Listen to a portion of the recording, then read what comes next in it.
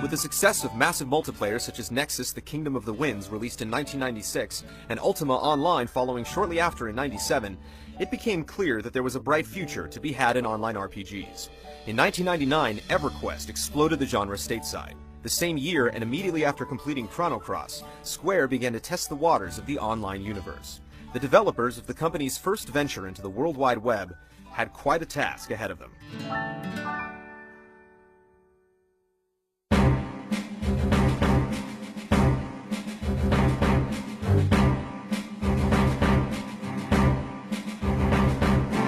Final Fantasy XI went into public beta testing in Japan in August 2001, only months after the release of Final Fantasy X. XI was one of the first games produced under Square's all-platforms, all-media ideals. This meant the game was designed to be enjoyed by gamers of different languages, localizations, and even platforms. XI still remains one of the only MMORPGs to accommodate players from all over the world to engage each other on the same servers rather than making certain regional distinctions. But Square's full plans for global connectivity wouldn't be fulfilled for another 4 years. Final Fantasy XI was officially released for the PlayStation 2 in Japan on May 16, 2002.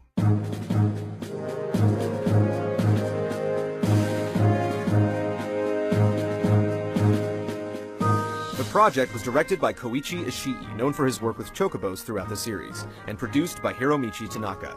The patrons of the series, executive producer Hironobu Sakaguchi and image designer Yoshitaka Amano, also lent their expertise to the project. Nobuyoshi Mihara joined the team as a lead character designer, and Kumi Tanioka and Noishi Mizuta assisted Nobuo Uematsu with the massive score. Mizuta ultimately composed the music for the expansion packs that followed.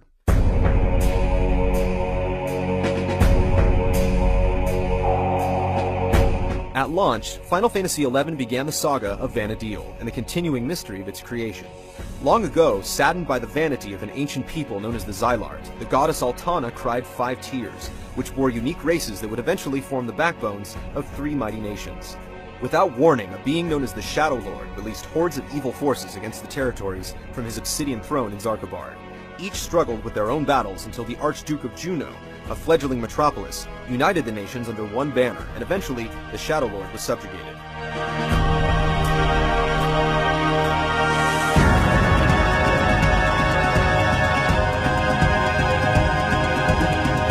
The story of XI began 20 years later.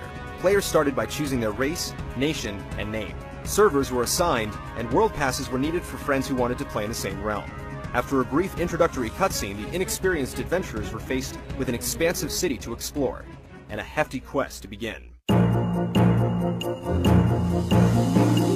In the west, the Quan continent gave rise to the Republic of Bastok and the Kingdom of Sandoria. Bastok, the youngest of the nations, was a place of ingenuity and development, and home to Cid the Engineer. Carved into the mountains of Gustaberg and nestled against a southern shore, Bastok relied on invention to battle the elements. Here, the innovative Humes researched new technologies as well as studied the artifacts of the past, while the mighty Galka sought refuge from a civilization abandoned and forgotten.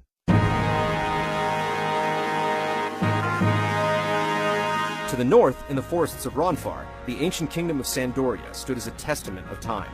The once proud empire had fallen to years of turmoil and political intrigue, complete with an aging king and 2 warring princes.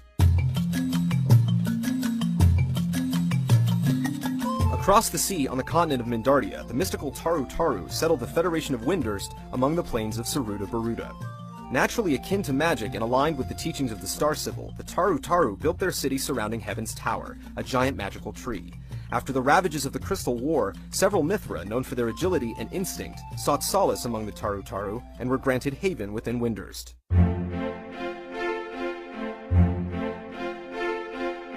Connecting the continents in the midst of a massive span of bridges sat the Grand Duchy of Juno. This once meager fishing village was lifted from obscurity by the Archduke Camlino and his advanced technology. The spiraling city was a focal point for adventurers and provided air travel to the major nations.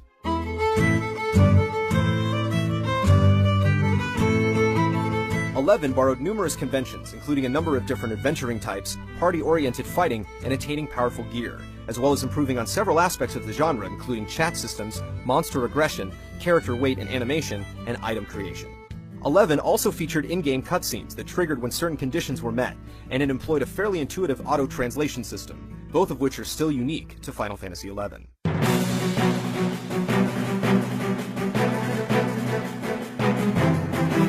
order to see the wilds of Vana'diel, players were once again called upon to master various jobs.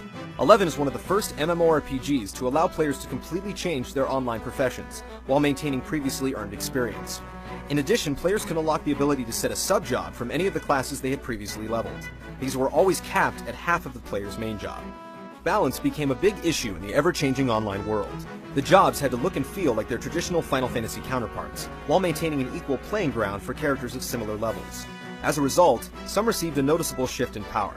Classic jobs or abilities were incorporated into other jobs due to their specificity or limitations, as well as trying to make 50+ levels worth of time playing that job interesting, such as a red mage's ability to enchant weapons and cast spells traditionally dubbed time magic. At the start of their adventures, players could choose from the 6 Final Fantasy basics, each easily filling an MMO niche. Warriors served as solid tanks, monks sprawled with the enemy face to face, thieves maneuvered themselves for expert damage, white mages were naturally adept healers, black mages blasted the enemy from range, and red mages were their usual jacks of all trade. After accruing experience, players had the option to undergo another Final Fantasy tradition, searching for new jobs. After seeking out a specific NPC and performing any number of tasks, level 30 players could follow the paths of the Paladin, Summoner, Dark Knight, Bard, Ranger, or Beastmaster.